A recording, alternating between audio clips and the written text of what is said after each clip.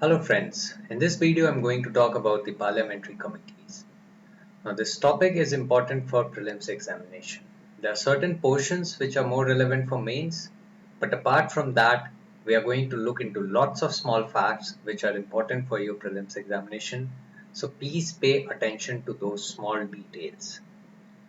Now for your convenience I have divided this topic into 4 subsections so that it is easy to understand various aspects related to the parliamentary committees.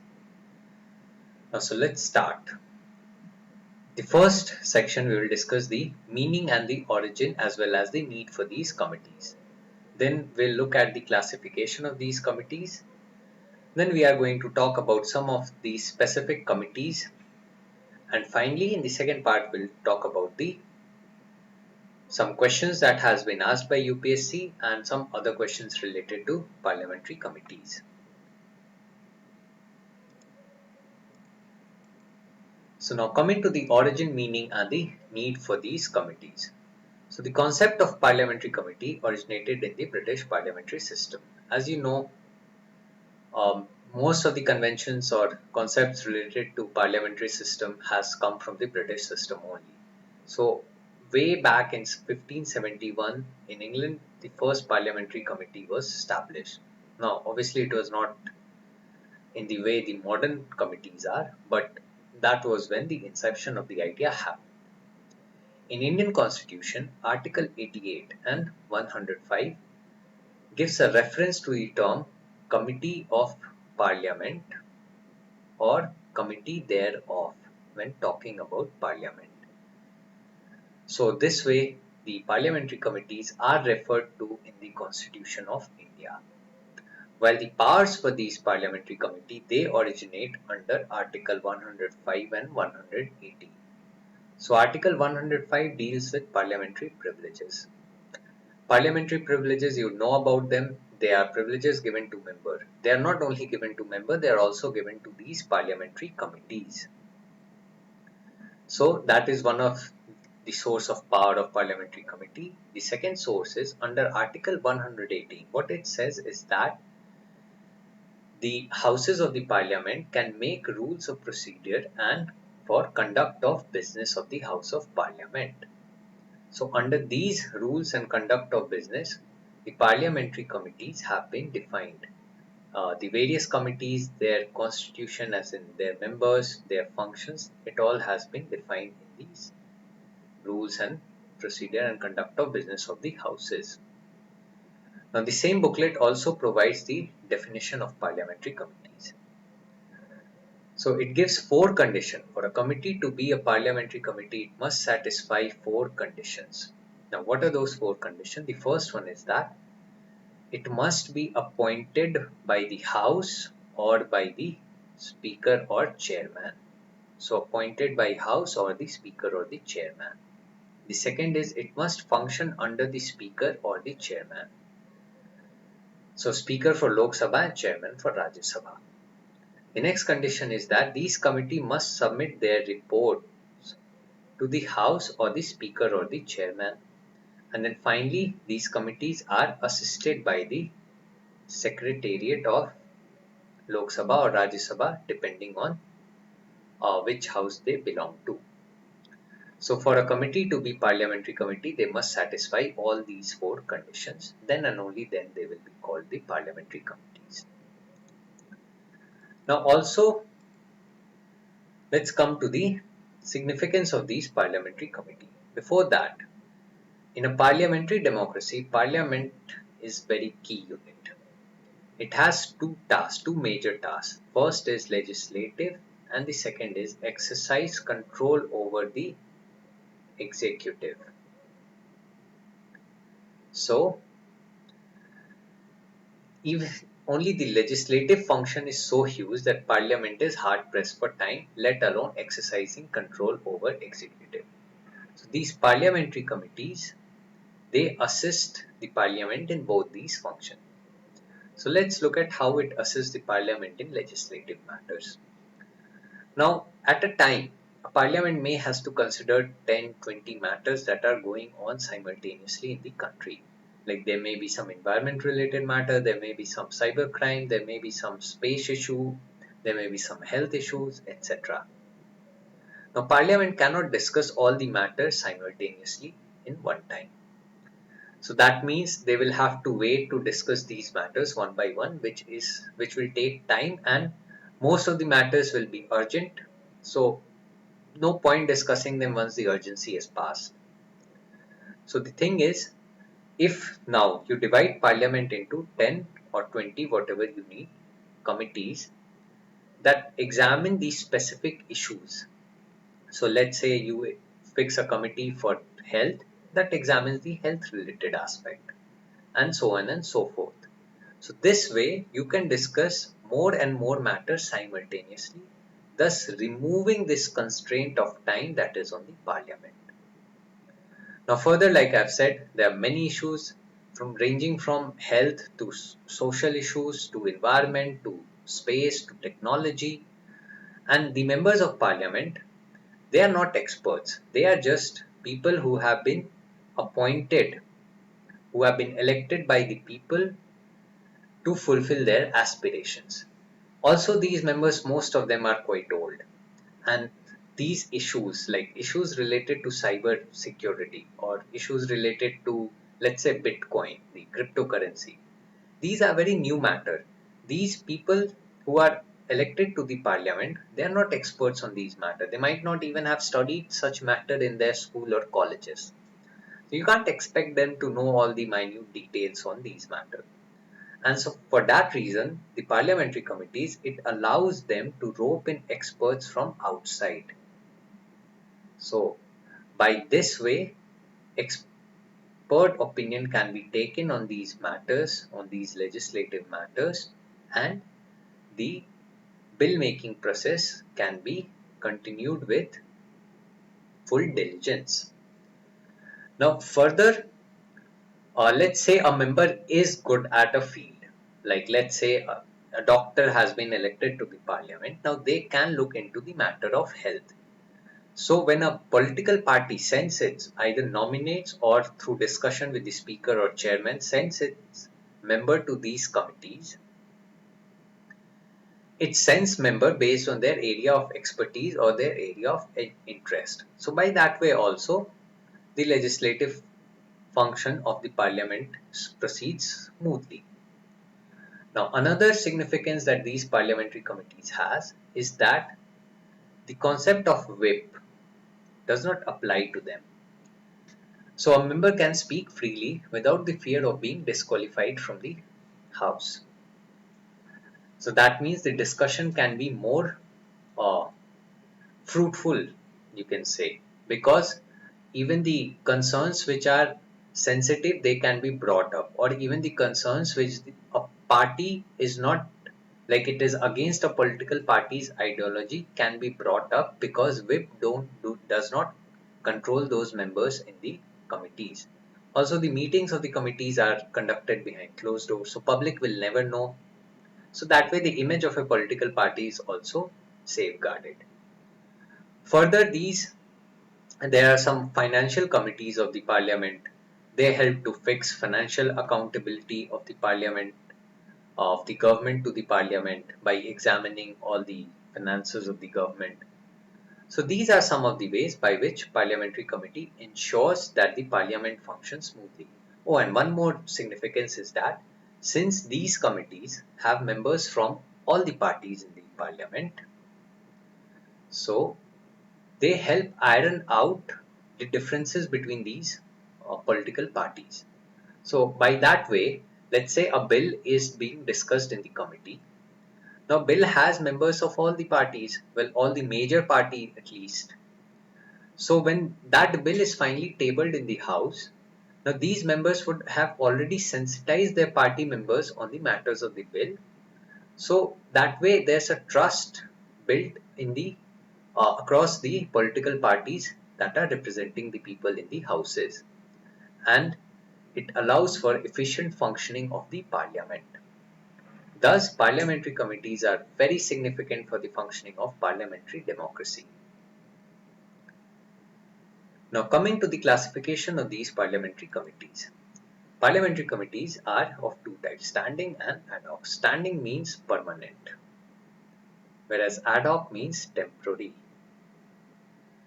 So standing committees are permanent, like financial committees, department related committee, and there are some other standing committees. So they are not constituted time and again. Members are elected in these committees from time to time, but they're not like, it's not like a committee continues for 3 years and then after 5 years again the same committee is resumed. They continue. While ad hoc committee, they are constituted when there's a need on a particular matter. Let's say if you want to inquire into some specific matter that has come to light, you can set up an ad hoc committee. Or if you want advice on a particular bill, you can set up an ad hoc committee related to that bill. And once that matter is over, the committee is dissolved.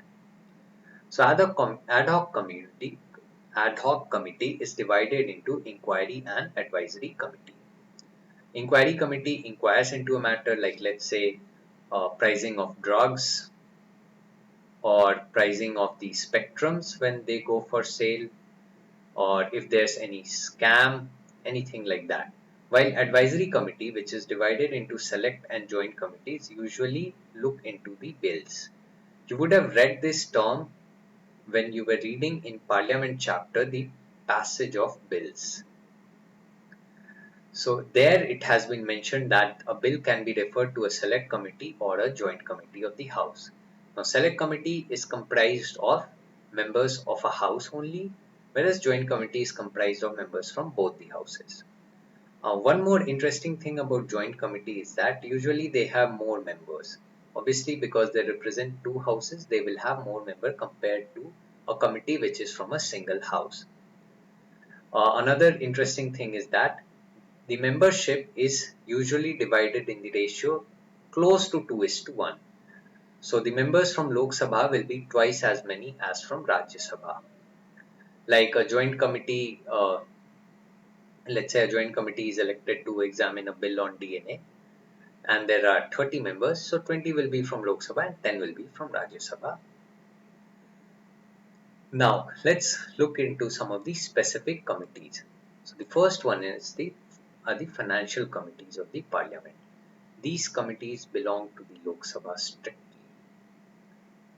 By strictly, I mean like they are committees of Lok Sabha.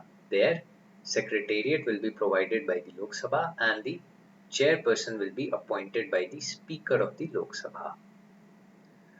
It's easy to remember this because Lok Sabha is more related to dealing with money matter. It has more powers with respect to money matters. So financial committee all belong to the Lok Sabha. Now there are three financial committees: Public Account Committee, Estimates Committee, and Committee on Public Undertakings. Now one by one we'll look into the various features of these three committees. So number of members. Now Public Account Committee has 22 members. 15 are from Lok Sabha and 7 are from Rajya Sabha. Now earlier the Public Account Committee had members from Lok Sabha only, and there were no members from Rajya Sabha. But in 1954-55, Rajya Sabha wanted some control over the finances of government, some control over the executive with matters relating to finances, and for that reason, it made a request that it should be included in Public Accounts Committee. And since 1954-1955, 7 members of Rajya Sabha are also elected to the Public Accounts Committee. Now, Estimates Committee has 30 members. They are all from Lok Sabha. And again, Committee on Public Undertaking has 22 members, 15 from Lok Sabha, 7 from Rajya Sabha. So here also, if you notice, 2:1 ratio is being followed, roughly. Yeah.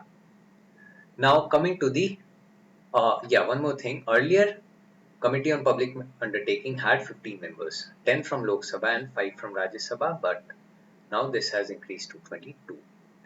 Now coming to elected, if the members are elected or appointed. So members for all these three committees, they are elected.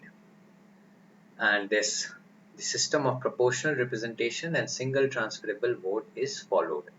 This is the same system which is followed in the election of President of India. So I will not go into detail of this. And with respect to committees, you don't need to really know the mechanism of this, but I hope you know what this system is. If not, please go through the chapter on president to understand this system. It is actually quite interesting. Now, the chairperson of these committees, they are appointed by the Speaker of Lok Sabha, as already mentioned. In case of Public Accounts Committee, the chairperson since 1967 by a convention belongs to opposition party. So before that it was from the ruling party. From 1967 onwards, it's from the opposition party. Another thing that I wanted to highlight was there's some discrepancy related to the chairperson in case of Public Accounts Committee and Committee on Public Undertaking. Lok Sabha website says two different things. At one place it says that the committee of the Public Account Committee will have its chairman strictly from among the members of Lok Sabha, while at other place it says that the chairperson will be a member of one of the members of the committee. And further, with respect to Committee on Public Undertaking, while Lok Sabha website is consistent on the fact that the chairperson will be appointed from among the members of the committee, Lakshmi Kant says that the chairperson will be strictly a member of the Lok Sabha. So this is a contradicting fact. When I looked into DD Basu, now DD Basu doesn't talk about Committee on Public Undertaking. With respect to Public Accounts Committee, DD Basu says that the chairperson is generally from Lok Sabha. So if a question in exam comes related to that, please do not blindly take what is written in Lakshmikant. Might be wrong and you will be penalized. Pay attention. Let's hope that you can eliminate, like you can reach the answer with help of other statements that are given in the question, or at least exercise caution. Now, UPSC so far hasn't asked question based on this aspect specifically, and I think probably because even they know the matter is a little, there are some contradictions in the sources. So let's hope it continues. Like, not the contradiction that UPSC doesn't ask the question. Now, coming to the duration or the term of these members. So, all these members are elected for 1 year for all of these three committees. So, there's a re-election held after 1 year. Now, Public Account Committee was first constituted in 1921, Estimates Committee was first constituted in 1950, and Committee on Public Undertaking was first constituted in 1964. Remember these years because a question on chronology may come. So just remember Public Accounts Committee is the oldest committee of Indian Parliament. Now, so these topics, they were more important for prelims. Now functions, while it is important for both prelims and mains. So we'll look into the functions of each of these committees one by one, and simultaneously we'll also look at some of their limitations. So the Public Accounts Committee, it examines the audit report of the Comptroller and the Auditor General of India. So the CAG publishes 3 reports and the PSC examines these 3 reports. The 3 reports relate to the appropriation account, annual finance account, and on public undertakings. Apart from this, the committee also examines the appropriation account and the financial account of the government. It also looks into if the fund has been reappropriated to a ministry, if it has been reappropriated by following the right procedure. Then it looks into if excess of grant has been made to a department or a ministry, if that was needed, and if it has been done via the right procedure. So these are some of the functions of the committee broadly. Mainly you need to remember these 2 functions. It examines the audit report of the CAG and it examines the appropriation and the annual finance account of the government. When examining these reports, it looks for discrepancy in finances. So it basically checks if fraud has been done or not. So that is one of the role of this committee. Now, limitations of PSC. The major limitation is its role is post-mortem in nature. That means that it only examines once the expenditure has been made, not while the expenditure is being made. The second limitation is that its recommendations are advisory in nature. That means the parliament or the government is not bound by its advice. Further, it does not questions government policy, and it does not concern itself with the day-to-day business of the house. So these are the four limitation, and these two are the major limitation in this. So both functions and limitations are important for mains. You should try to remember this. All of this are given in standard source. You may refer that for language. Now, coming to estimates committee's function, it examines the budget estimate. It examines them after it has been voted. So again, when you check the limitation, it will be its work is post-mortem in nature. It also suggests alternate policies to increase the efficiency of the economy. By efficiency of economy, one can understand that for same amount of money spent, better outcome is there. So it examines those policies and suggests alternative policies to increase the efficiency of economy. Now, the similar limitation is there on estimate committee. One, I already mentioned that its role is post-mortem. Again, it has advisory function. It cannot question government's policy, and it does not concern itself with the day-to-day matter. So it's quite, the limitations of both these committees are quite similar. Now, Committee on Public Undertaking. It examines the public undertakings.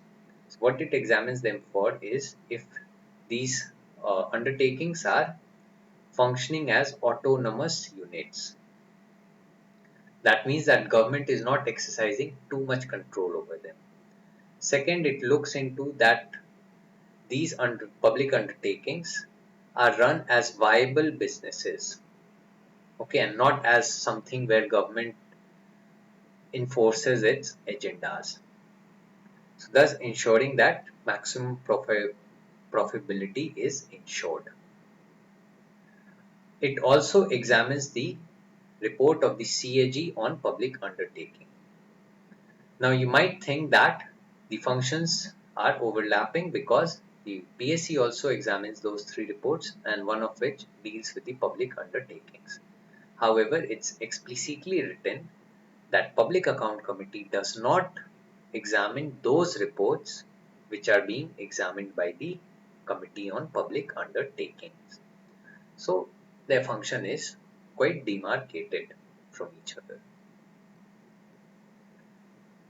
Now let's look at the next important committee, which is the Departmental Standing Committee of the Parliament. Now these committees they were first set up in the year 1993.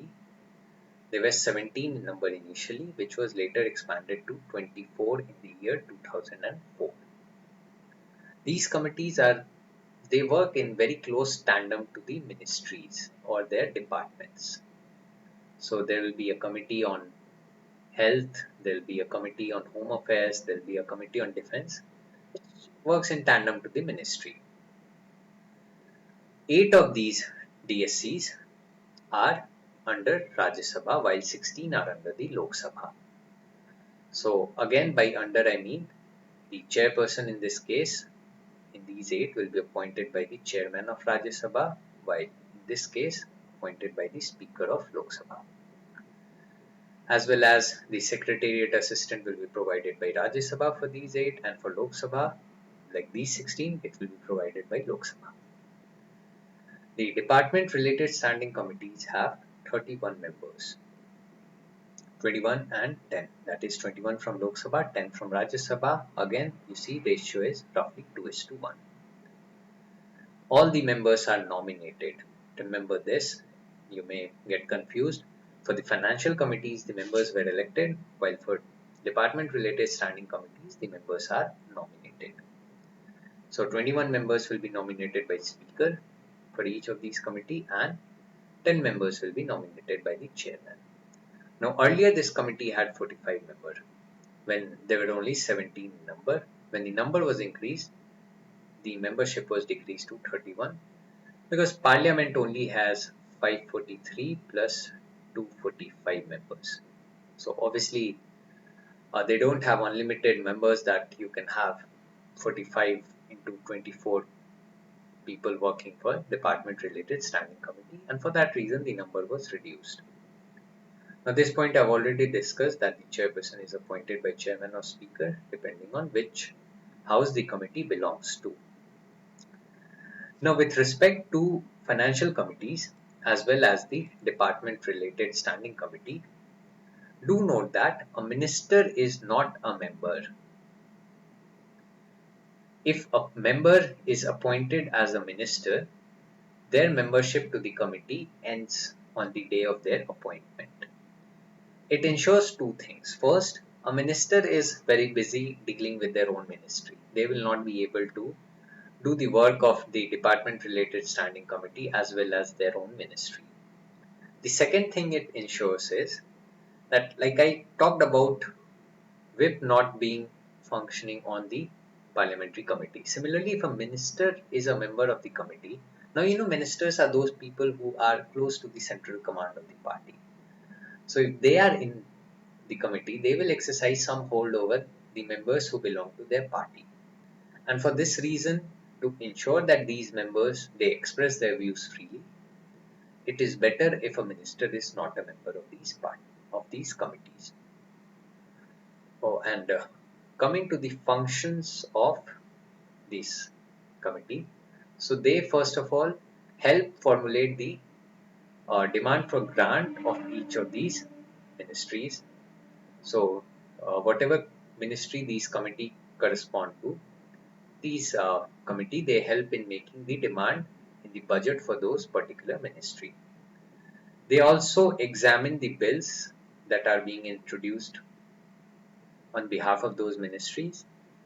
They help publish the annual reports of these ministries, and finally they also help in formulating the long-term policies for these ministries that they correspond to.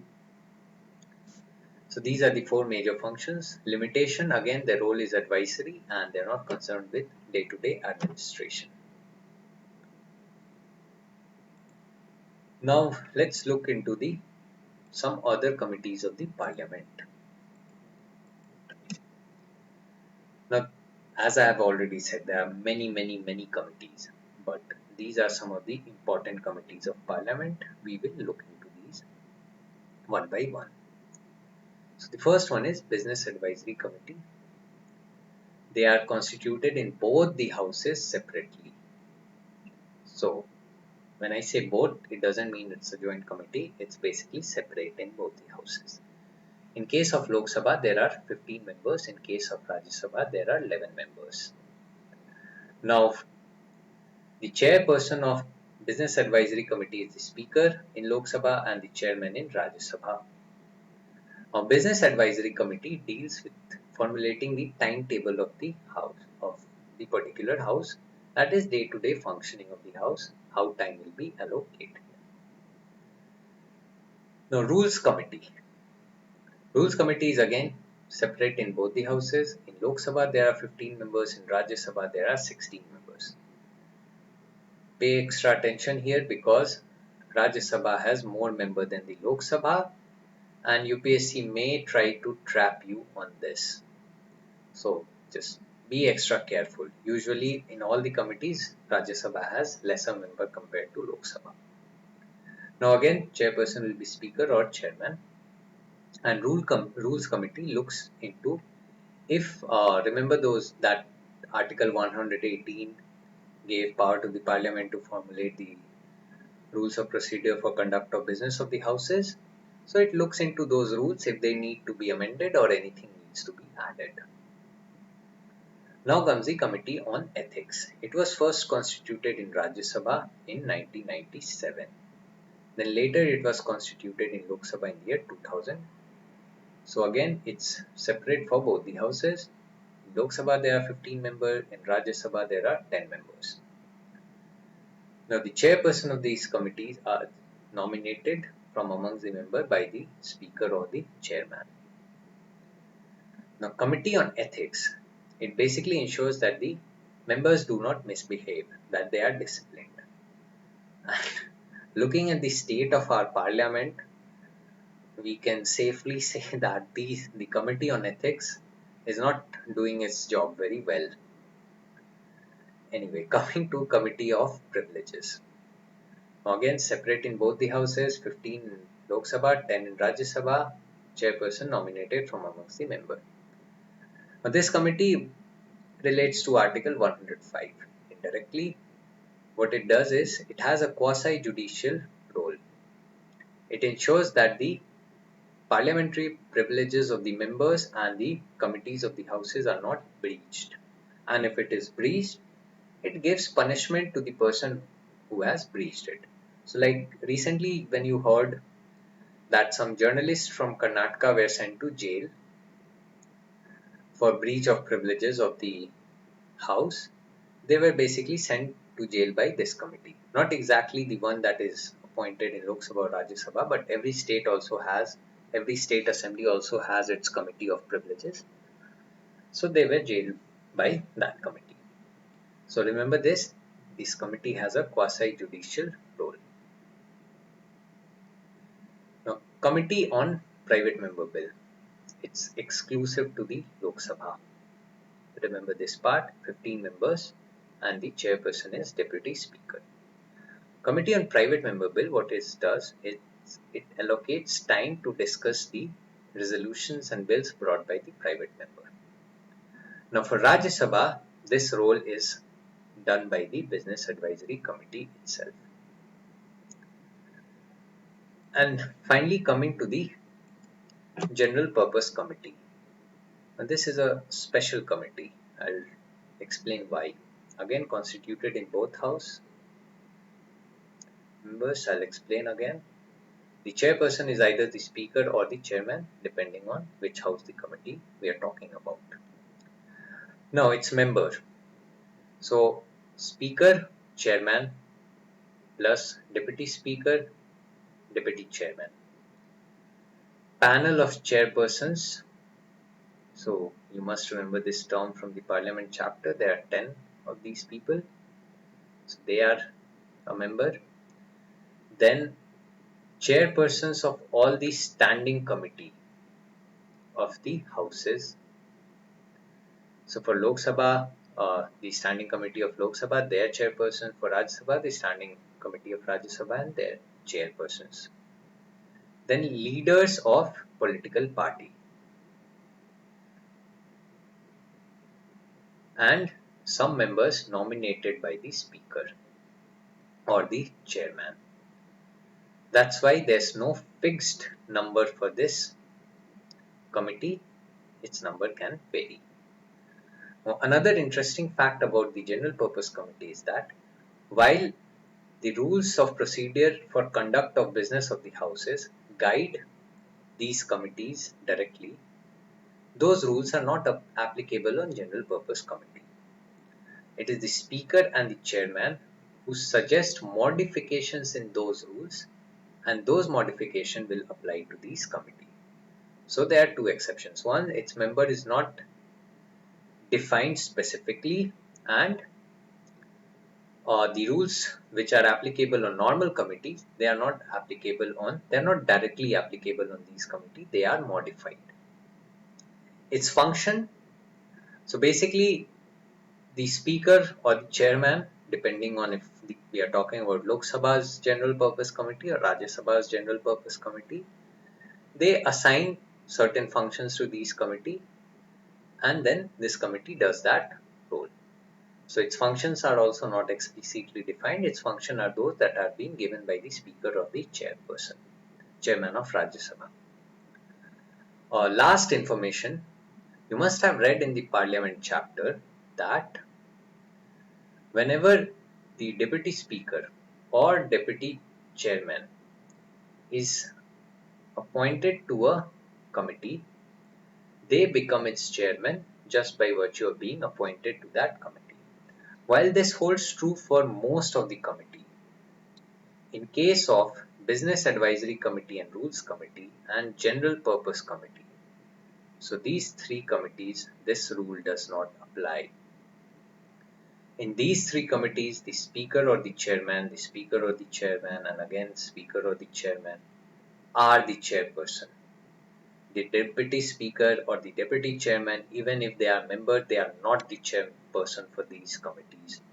It will always be the Speaker or the Chairman of Rajya Sabha who is the chairperson of these three committees. So with this, the content portion of committees is over, and I hope you will be able to do all the questions. So in the next video, I will upload the questions as this video has already stretched for quite some time.